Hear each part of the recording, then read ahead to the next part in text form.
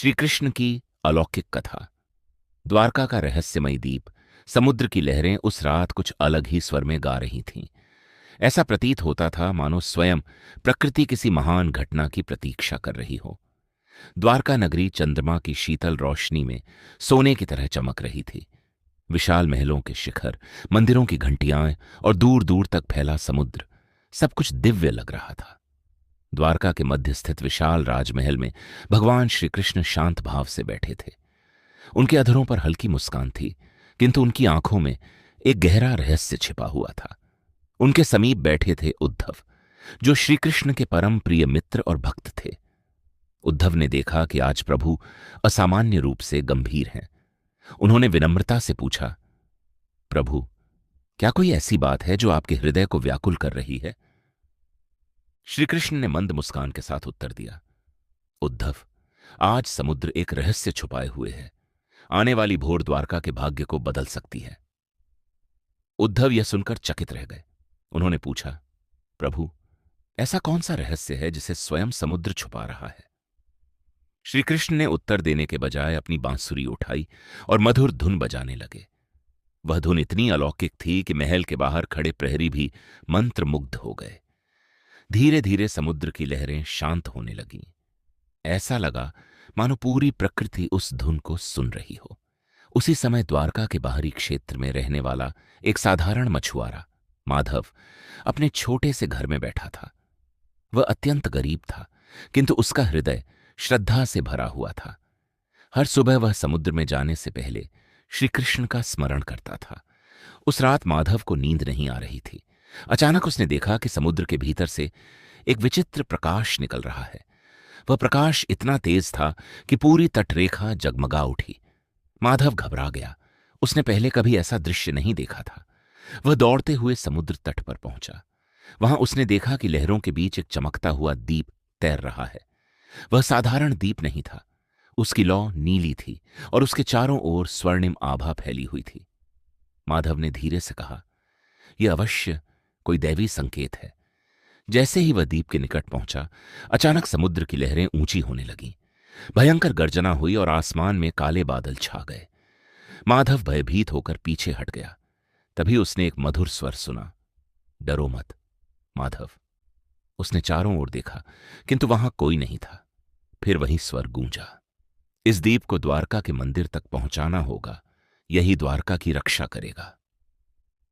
माधव के शरीर में सिहरन दौड़ गई। वह समझ गया कि यह कोई साधारण घटना नहीं है। उसने साहस जुटाया और समुद्र में उतर गया। जैसे ही उसने दीप को हाथ में लिया, उसका पूरा शरीर दिव्य प्रकाश से भर गया। उसे लगा मानो उसके भीतर अद्भुत शक्ति जाग उठी हो। उसी क्षण द्वारका के राजमहल में बैठे श्री कृष्ण मुस्कुरा उठे। उद्धव ने पूछा, प्रभु, क्या हुआ? श्री कृष्ण बोले, जिसकी प्रतीक्षा थी वह समय आ गया है। दूसरी ओर माधव दीप को लेकर नगर की ओर बढ़ रहा था। रास्ते में उसे अनेक विचित्र घटनाएं दिखाई दीं। पेड़ हवा के बिना हिल रहे थे, पक्षी रात में उड़ रहे थे और आकाश में बिजली चमकने पर उसे क्षण भर के लिए विशाल नागों की आकृतियां दिखाई देती। माधव भयभीत था, किंतु उसके भीतर कोई अदृश्य शक्ति उसे आगे बढ़ने का साहस दे रही थी। जब वह नगर के मुख्य द्वार तक पहुंचा तो प्रहरी उसे देखकर चौंक गए। रुको, तुम्हारे हाथ में यह कैसा दीप है? माधव ने कांपती आवाज में सारी बात बताई। तभी दीप की लौ अचानक और तेज हो गई। प्रहरी डर गए और तुरंत समाचार राजमहल तक पहुंचाया गया। कुछ ही क्षणों में स्वयं श्री कृष्ण वहां पहुंचे। उनके आते ही वातावरण शांत हो गया। समुद्र की गर्जना रुक गई। बादल छूट गए। माधव ने श्री कृष्ण को देखा और तुरंत उनके चरणों में गिर पड़ा। प्रभु, यह दीप मुझे समुद्र से मिला है। किसी दैवी स्वर ने कहा कि इसे मंदिर तक पहुंचाना होगा। श्री कृष्ण ने दीप को ध्यान से देखा। उनकी आंखों में करुणा और रहस्य दोनों थे। उन्होंने कहा, यह दीप साधारण नहीं है। यह अनंत ज्योति है, जो केवल तब प्रकट होती है जब संसार पर अदृश्य संकट मंडरा रहा हो। उद्धव ने आश्चर्य से पूछा, प्रभु, यह संकट कैसा है? श्री कृष्ण ने उत्तर दिया, समुद्र के गर्भ में एक प्राचीन शक्ति जाग चुकी है। यदि यह दीप मंदिर तक नहीं पहुंचा तो द्वारका जलमग्न हो जाएगी। यह सुनकर सभी भयभीत हो गए। श्री कृष्ण ने माधव की ओर देखकर कहा, माधव, यह कार्य तुम्हें ही पूरा करना होगा। माधव घबरा गया। मैं? प्रभु, मैं तो एक साधारण मछुआरा हूं। श्री कृष्ण मुस्कुराए। ईश्वर बड़े कार्यों के लिए अक्सर साधारण लोगों को चुनते हैं। इसके बाद श्री कृष्ण स्वयं माधव के साथ मंदिर की ओर चल पड़े। पूरी द्वारका उनके पीछे पीछे चल रही थी। जैसे जैसे वे आगे बढ़ते, दीप की ज्योति और प्रखर होती जाती। मंदिर पहुंचते ही अचानक धरती कांपने लगी। समुद्र की विशाल लहरें द्वारका की ओर बढ़ने लगीं। लोग भय से चिल्लाने लगे। तभी मंदिर के गर्भगृह से तेज प्रकाश निकला। वहां एक प्राचीन शिला थी जिस पर रहस्यमयी चिन्ह बने थे। श्री कृष्ण ने कहा, माधव, इस दीप को उस शिला पर स्थापित करो। माधव कांपते हाथों से आगे बढ़ा। जैसे ही उसने दीप को शिला पर रखा, पूरा मंदिर प्रकाश से भर गया। लोगों ने अपनी आंखें बंद कर लीं। अचानक आकाश में दिव्य ध्वनि गूंजी, धर्म की रक्षा हेतु प्रकाश जागृत हुआ है। उसी क्षण समुद्र की लहरें शांत हो गईं, धरती का कंपन रुक गया और आसमान में हजारों दीपकों जैसा प्रकाश फैल गया। लोग आश्चर्य से यह सब देख रहे थे। माधव ने देखा कि उसके सामने स्वयं भगवान विष्णु का विराट स्वरूप प्रकट हो रहा है। अनंत शेष पर विराजमान वह दिव्य रूप इतना तेजस्वी था कि उसे देख पाना कठिन था। वह कांपते हुए भूमि पर गिर पड़ा। श्री कृष्ण ने उसे उठाया और कहा, माधव, भय मत करो। जिसने सच्चे हृदय से भक्ति की, उसे ईश्वर कभी अकेला नहीं छोड़ते। तभी वह दिव्य स्वरूप धीरे धीरे प्रकाश में विलीन हो गया। द्वारका के लोगों ने जयकार करना शुरू कर दिया। मंदिर की घंटियां अपने आप बजने लगीं। वातावरण भक्ति से भर गया। लेकिन कथा यहीं समाप्त नहीं हुई। उस रात श्री कृष्ण माधव को समुद्र तट पर ले गए। चंद्रमा की रोशनी समुद्र पर पड़ रही थी। लहरें शांत थीं। श्री कृष्ण ने कहा, माधव, क्या तुम जानते हो कि तुम्हें ही क्यों चुना गया? माधव ने सिर झुका लिया। नहीं प्रभु। श्री कृष्ण बोले, क्योंकि तुम्हारे हृदय में लोभ नहीं, केवल श्रद्धा है। संसार में शक्ति से अधिक महत्वपूर्ण पवित्रता होती है। माधव की आंखों से आंसू बहने लगे। प्रभु, मैं जीवन भर आपका ऋणी रहूंगा। श्री कृष्ण मुस्कुराए। भक्ति में आहड़ नहीं होता, केवल प्रेम होता है। तभी समुद्र के भीतर से पुनः वही प्रकाश दिखाई दिया, लेकिन इस बार वह शांत था।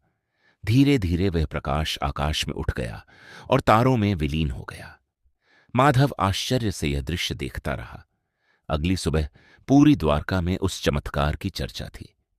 लोग माधव को सम्मान देने लगे, किंतु माधव के भीतर कोई अहंकार नहीं आया। वह पहले की तरह साधारण जीवन जीता रहा। कुछ दिनों बाद एक और विचित्र घटना घटी। द्वारका के मंदिर में स्थापित वह दीप कभी बुझता नहीं था। चाहे कितनी भी आंधी आए, उसकी लौ सदैव जलती रहती। लोग उसे अनंत ज्योति कहने लगे। दूर दूर से लोग उस दीप के दर्शन करने आने लगे। जो भी सच्चे मन से उसके सामने प्रार्थना करता, उसके मन का भय समाप्त हो जाता। एक दिन द्वारका में एक घमंडी तांत्रिक आया। उसका नाम शंखधर था। उसे अपने जादुई ज्ञान पर बहुत अभिमान था। उसने लोगों से कहा, यह कोई चमत्कार नहीं, केवल भ्रम है। मैं इस दीप को बुझाकर दिखाऊंगा। लोग भयभीत हो गए। कुछ लोग उसे रोकने लगे, किंतु वह नहीं माना। वह मंदिर में पहुंचा और मंत्र पढ़ने लगा। अचानक वातावरण भारी हो गया। मंदिर की दीवारें कांपने लगीं। शंखधर ने जोर से कहा, यदि यह दीप सचमुच दैवी है तो इसे मेरे मंत्रों का सामना करना होगा। उसने अपनी शक्ति से तेज आंधी उत्पन्न कर दी। मंदिर के दीपक बुझ गए, किंतु अनंत ज्योति शांत भाव से जलती रही। शंखधर क्रोधित हो उठा। उसने और शक्तिशाली मंत्र पढ़े। तभी अचानक दीप की लौ ऊंची हो गई और उससे तेज प्रकाश निकला। उस प्रकाश में शंखधर को विचित्र दृश्य दिखाई देने लगे। उसने देखा कि उसका सारा ज्ञान अहंकार में बदल चुका है। उसने अपने जीवन में कितने लोगों को कष्ट पहुंचाया, यह सब उसके सामने प्रकट होने लगा। वह भयभीत होकर कांपने लगा। तभी उसके कानों में मधुर स्वर गूंजा, सच्ची शक्ति विनम्रता में होती है। शंखधर की आंखों से आंसू बह निकले। वह भूमि पर गिर पड़ा। मुझे क्षमा कर दीजिए। उसी समय श्री कृष्ण मंदिर में प्रकट हुए। उन्होंने कहा, अहंकार मनुष्य को अंधा बना देता है। जो स्वयं को सबसे बड़ा समझता है, वह सत्य को कभी नहीं देख पाता। शंखधर ने उनके चरण पकड़ लिए। उस दिन के बाद उसने अपना घमंड त्याग दिया और साधारण जीवन अपनाया। समय बीतता गया।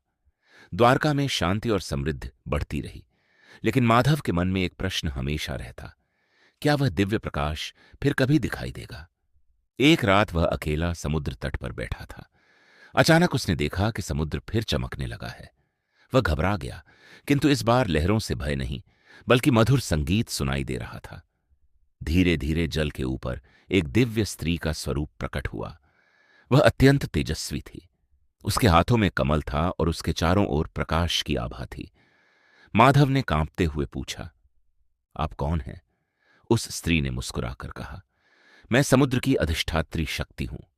जिस दीप को तुमने बचाया वह संतुलन का प्रतीक था। माधव ने विनम्रता से पूछा, क्या द्वारका अब सुरक्षित है? उसने उत्तर दिया, जब तक लोगों के हृदय में श्रद्धा और धर्म रहेगा तब तक यह नगरी सुरक्षित रहेगी। इतना कहकर वह प्रकाश में विलीन हो गई। अगले दिन माधव ने सारी बात श्री कृष्ण को बताई। श्री कृष्ण ने मुस्कुराते हुए कहा, संसार केवल वही नहीं है जो आंखों से दिखाई देता है। इस ब्रह्मांड में अनगिनत रहस्य हैं। माधव ने पूछा, प्रभु, क्या हर व्यक्ति इन रहस्यों को देख सकता है? श्री कृष्ण बोले, नहीं, केवल वही देख सकता है जिसका मन निर्मल हो। उस दिन माधव ने समझ लिया कि भक्ति केवल पूजा नहीं, बल्कि हृदय की पवित्रता है। समय बीतता गया। वर्षों बाद भी द्वारका के लोग उस अलौकिक रात को नहीं भूल पाए। अनंत ज्योति मंदिर में सदैव जलती रही। कहा जाता है कि कभी कभी आधी रात के समय उस दीप की लौ से बांसुरी की मधुर ध्वनि सुनाई देती थी। लोग मानते थे कि स्वयं श्री कृष्ण द्वारका की रक्षा करने आते हैं। एक वृद्ध संत अक्सर मंदिर के बाहर बैठकर कहा करते थे, जब तक मनुष्य के भीतर श्रद्धा का दीप जलता रहेगा तब तक अंधकार कभी विजयी नहीं होगा। उनकी यह बात धीरे धीरे पूरी द्वारका में प्रसिद्ध हो गई। एक दिन द्वारका में भयंकर सूखा पड़ा। कई महीनों तक वर्षा नहीं हुई। खेत सूख गए, कुएं खाली होने लगे। लोग चिंतित हो उठे। नगर के कुछ लोग मंदिर पहुंचे और बोले, प्रभु, अनंत ज्योति तो जल रही है, फिर यह संकट क्यों आया? श्री कृष्ण ने शांत स्वर में कहा, संकट केवल दंड नहीं होते, वे मनुष्य की परीक्षा भी होते हैं। लोगों ने पूछा, अब हमें क्या करना चाहिए? श्री कृष्ण बोले, जब मनुष्य केवल अपने लिए जीता है तब प्रकृति उससे दूर हो जाती है। यदि तुम सब मिलकर एक दूसरे की सहायता करोगे तो संकट समाप्त हो जाएगा। इसके बाद द्वारका के लोगों ने एक दूसरे की सहायता शुरू कर दी। जिसने अधिक अन्न संग्रह किया था उसने गरीबों में बांटना शुरू किया। धनवान लोगों ने जलाशय बनवाए। मंदिर में रोज प्रार्थना होने लगी। माधव भी अपनी छोटी नाव से दूर दूर के गांवों तक पानी पहुंचाने लगा। कुछ ही दिनों बाद आकाश में बादल छा गए। तेज वर्षा होने लगी। सूखी धरती फिर हरी हो गई। लोग आनंद से भर उठे।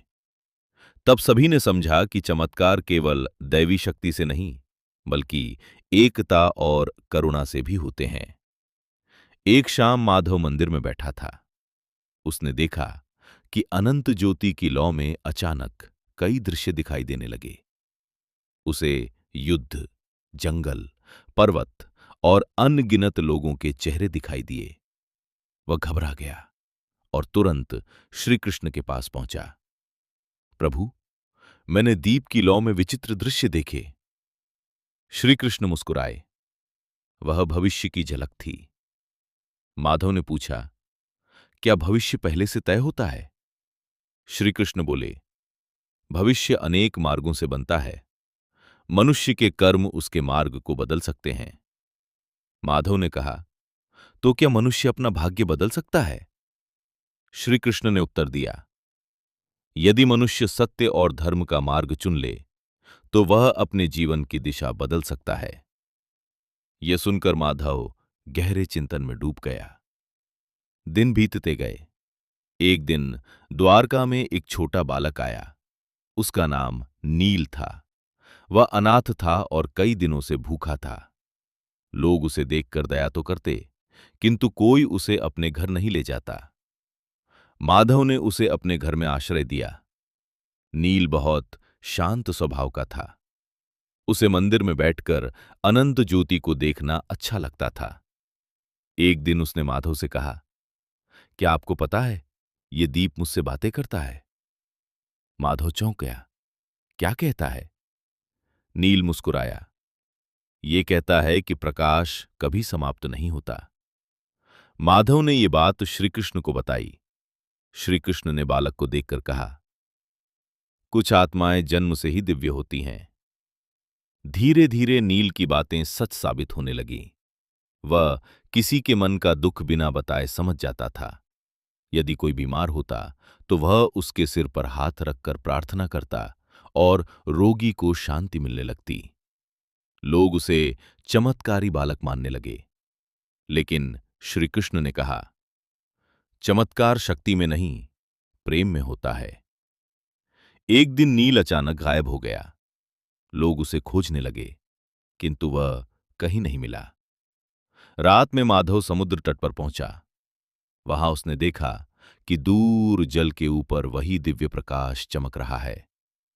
उस प्रकाश के मध्य नील खड़ा था। उसने मुस्कुराकर कहा, माधव, मेरा कार्य पूरा हो गया। माधव ने आश्चर्य से पूछा, तुम कौन हो? नील बोला, मैं केवल उस प्रकाश का दूत था। इतना कहकर वह धीरे धीरे प्रकाश में विलीन हो गया। माधव स्तब्ध रह गया। अगले दिन उसने सारी बात श्री कृष्ण को बताई। श्री कृष्ण ने आकाश की ओर देखते हुए कहा, ईश्वर समय समय पर अपने संकेत भेजते हैं, लेकिन लोग उन्हें पहचान नहीं पाते। उस दिन माधव को अनुभव हुआ कि संसार सचमुच रहस्यों से भरा है। वर्षों बाद जब माधव वृद्ध हो गया, तब भी वह प्रतिदिन मंदिर जाता था। उसकी आंखों की रोशनी कम हो चुकी थी, किंतु उसके हृदय में भक्ति पहले से अधिक प्रबल थी। एक रात वह मंदिर में बैठा अनंत ज्योति को निहार रहा था। अचानक उसे वही मधुर बांसुरी सुनाई दी। पूरा मंदिर प्रकाश से भर गया। उसने देखा कि उसके सामने स्वयं श्री कृष्ण खड़े हैं। उनके चेहरे पर वही दिव्य मुस्कान थी। माधव की आंखों से आंसू बहने लगे। प्रभु, क्या ये स्वप्न है? श्री कृष्ण बोले, जिसे प्रेम से देखा जाए वही सत्य बन जाता है। माधव ने कांपते हुए कहा, प्रभु, मैंने जीवन में कुछ भी महान नहीं किया, फिर भी आपने मुझे इतना स्नेह क्यों दिया? श्री कृष्ण ने उत्तर दिया, जिस हृदय में अहंकार नहीं होता, वहां ईश्वर स्वयं निवास करते हैं। तभी मंदिर की घंटियां अपने आप बजने लगीं। अनंत ज्योति की लौ आकाश तक उठ गई।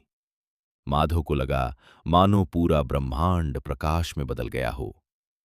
श्री कृष्ण ने अपना हाथ उसके सिर पर रखा। उसी क्षण माधव के मन का सारा भय, सारा दुख समाप्त हो गया। उसे ऐसा अनुभव हुआ जिसे शब्दों में व्यक्त नहीं किया जा सकता। धीरे धीरे वो प्रकाश शांत हो गया। अगली सुबह लोगों ने देखा कि माधव मंदिर में शांत भाव से बैठा है। उसके चेहरे पर अद्भुत मुस्कान थी। ऐसा लगता था मानो उसने स्वयं ईश्वर के दर्शन किए हों। उस दिन के बाद द्वारका के लोग और भी अधिक श्रद्धा से अनंत ज्योति के सामने प्रार्थना करने लगे। समय बीतता रहा, युग बदलते गए, किंतु कहा जाता है कि समुद्र की गहराइयों में आज भी वो दिव्य प्रकाश मौजूद है। और जब भी संसार में अंधकार बढ़ता है, कहीं न कहीं कोई साधारण व्यक्ति उस प्रकाश का संदेशवाहक बन जाता है। लोग आज भी ये कथा सुनाते हैं कि भगवान श्री कृष्ण ने एक साधारण मछुआरे को चुनकर पूरी द्वारका की रक्षा की थी। इस कथा का संदेश केवल चमत्कार नहीं, बल्कि ये है कि सच्ची शक्ति धन, बल या ज्ञान में नहीं, बल्कि श्रद्धा, करुणा और विनम्रता में होती है। जब मनुष्य अपने भीतर प्रेम का दीप जलाता है, तब उसके जीवन का अंधकार स्वयं मिटने लगता है।